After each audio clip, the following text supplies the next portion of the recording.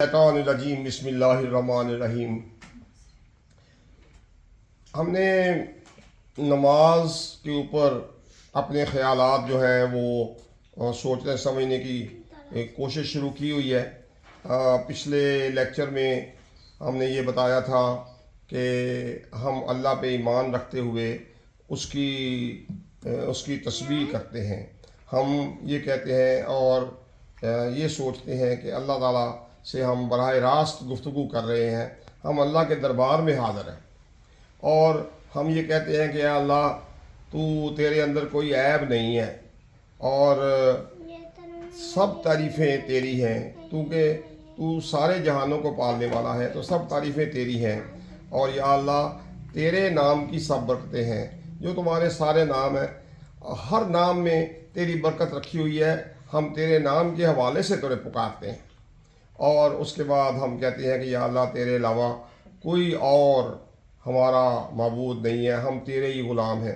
یعنی ہم اللہ تعالیٰ کی ذات پہ ایمان رکھنے کا اعلان کرتے ہیں، اور اتنا قوی ایمان اس سے وعدہ کر لیتے ہیں کہ ہم ہر حال میں ہم تمہیں اے اللہ ہم تمہیں جانتے ہیں، پہچانتے ہیں، تمہاری شان بہت اونچی ہے اور ہر تعریف ہر توصیف تیری ہی ہے۔ ہم پہلے اس بات کا دل میں یقین کر لیتے ہیں کہ اللہ تعالیٰ پہ ہمارا ایمان ہے، اور اللہ تعالیٰ سب سے بڑا ہے، اور اللہ تعالیٰ جو ہے اس سے بڑا اور کوئی معبود ہے نہیں۔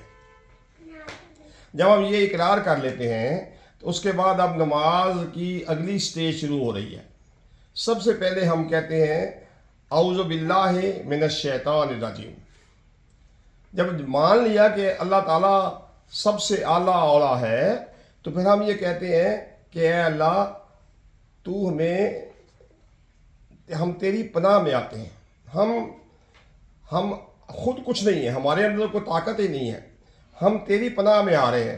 پناہ میں آنے کا مطلب آپ یہ سمجھیں کہ جیسے فرض کیا مثال کے طور پہ ہی ہے کہ فرض کیا باہر کوئی ڈاکہ پڑ رہا ہے، کوئی ڈاکو ہے، اور وہ ڈاکو جو ہے وہ آپ ان سے بچنے کے لیے اپنے گھر کے اندر آ جاتے ہیں، آپ اپنے گھر کی چار دیواری کی پناہ میں آ جاتے ہیں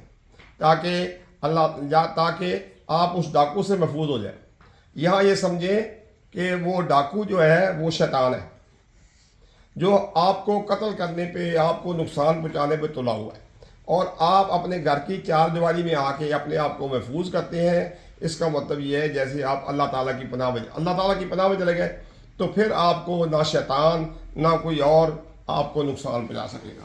تو ہم سب سے پہلے کہتے ہیں کہ یا اللہ تو ہمیں اپنی پناہ میں لے لے، ہمیں شیطان مردود سے، شیطان وہ ہے جس کو اللہ نے مردود کیا ہوا ہے، جس کو اللہ نے اپنی رحمت سے دور کیا ہوا ہے۔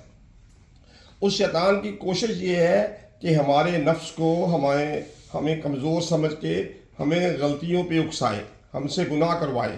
تو ہم اللہ سے کہتے ہیں یا اللہ تیری نماز پڑھنے لگے ہیں، ہمیں شیطان مردود سے دور کر دے، وہ ہمارے قریب نہ پھٹکے، ہم تیری پناہ میں آ گئے۔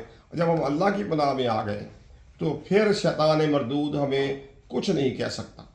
اس لیے ہم دعا کرتے ہیں اعوذ باللہ من الشیطان الرجیم، یا اللہ ہم تیری پناہ میں آ رہے ہیں اور ہم شیطان مردود سے چھٹکارا چاہتے ہیں، اس کی ہمارے اوپر کوئی اثر نہ ہو۔ تو جب ہم یہ کہہ لیتے ہیں تو پھر ہم اللہ کا نام لے کے، جیسے اللہ نے کہا میرے نام میں برکت ہے، تو ہم اللہ کا نام لے کے کہتے ہیں بسم اللہ، یعنی سب سے بڑا نام تو اللہ ہی ہے نا، تو اللہ کے نام سے، ہم اللہ کے نام سے شروع کرتے ہیں۔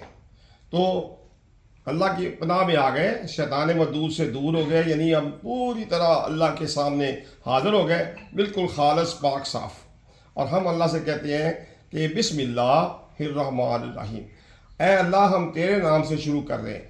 ہمیں یہ بھی یقین ہے کہ تو رحمان اور رحیم ہے، یعنی ہمیں ڈر خوف کوئی نہیں ہے، اللہ کوئی جہنم میں پھینکنے والا، اللہ کوئی سزا دینے والا یہ نہیں ہے۔ ہم بالکل اللہ کی رحمت کے امیدوار ہیں۔ ہمیں پتہ ہے اللہ جو ہے وہ رحمان اور رحیم ہے، اللہ کی سب سے بڑی صفت جو ہے وہ رحمان اور رحیم ہے، یعنی اس کی رحمت جو ہے وہ ہر وقت جوش کھا رہی ہے کہ میرا بندہ میرے قریب آئے تو میں اسے اپنی رحمت کے پردے میں ڈانپ لو. تو ہم یہ کہتے ہیں کہ یا اللہ ہم تیری پناہ میں آتے ہیں, ہمیں شیطان مردود سے پناہ میں رکھ اپنی, اور ہم تیرے نام سے شروع کر رہے ہیں, اور کیونکہ تو رحمان اور رحیم ہے اس لیے ہمیں پکی امید ہے کہ ہماری جو نماز ہے اس کو ہم پوری توجہ سے ادا بھی کریں گے تو قبول بھی کرے گا. تو یہ اعوذ باللہ من الشیطان الرجیم بسم اللہ الرحمن الرحیم جب ہم یہ کہہ لیتے ہیں تو پھر ہم نماز شروع کرتے ہیں. اور نماز شروع کرنے میں ہم سب سے پہلے کہتے ہیں الحمدللہ رب العالمین, جو ہم نے سبحانک اللہ میں کہا تھا کہ یا اللہ سب تعریفیں تیری ہیں.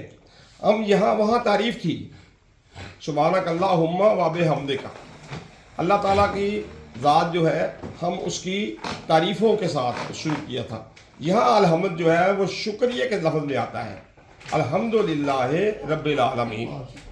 یا اللہ ہم تیرا شکر ادا کرتے ہیں. الحمدللہ شکر ہر قسم کا, ہر اس چیز کا شکر جو ہمیں معلوم ہے کہ اللہ کی عنایتیں ہمارے اوپر ہیں. ہمارے اچھے ماں باپ دیے, اچھا گھر دیا, اچھی کھانے پینے کو دیا, اچھی دنیا خوبصورت بنائی, اور کچھ بہت سی باتیں ایسی ہیں جو ہمیں معلوم ہی نہیں, لیکن اس کا ہم شکریہ کیسے ادا کریں. تو ہم نے یہ لفظ یہاں اللہ تعالیٰ نے الحمد رکھا ہے, جس کا مطلب یہ ہے کہ جو ہمیں معلوم ہے نعمتیں ان کا بھی شکریہ, جو معلوم نہیں ہے ان کا بھی شکریہ, اور ہم مکمل اس کے شکر میں آ جاتے ہیں. ہم کہتے ہیں الحمدللہ رب العالمین, کیونکہ وہ رب ہے, پالنے والا ہے عالمین کو, صرف اس دنیا کو پالنے والا نہیں, صرف ہمیں پالنے والا نہیں, وہ سارے عالمین کو پالنے والا ہے.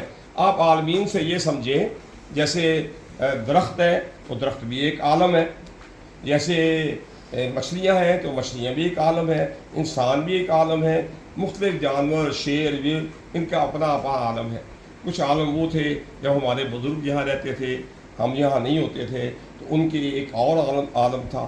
تو یہ عالمین ہے, یعنی چاند, سورج, یہ کہکشائیں, ایک آسمان دوسرا آسمان, یہ اللہ تعالیٰ ہر عالم کو, ہر جہان کو پالنے والا ہے. رب العالمین ہر جہان کی ضرورتیں پوری کرنے والا ہے. وہ شیر کو بھی کھانا دیتا ہے, اور وہ ہرن کو بھی کھانا دیتا ہے, وہ ہمیں بھی کھانا دیتا ہے, وہ مسلمانوں کو بھی کھانا دیتا ہے, وہ کافروں کو بھی کھانا دیتا ہے.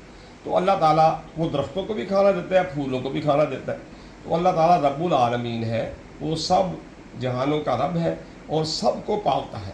تو یہ رب ہے. تو ہم کہتے ہیں یا اللہ تیرا شکر ہے, تو سب جہانوں کا پالنے والا ہے, تو ظاہر ہے ہمیں بھی پالے گا. تو اس لیے یہ ہم نماز شروع کرتے ہیں. باقی حصہ اگلے لیکچر میں پورا کریں گے کیونکہ یہ کافی ہو گیا. تو امید ہے کہ آپ کو سمجھ آئی ہو.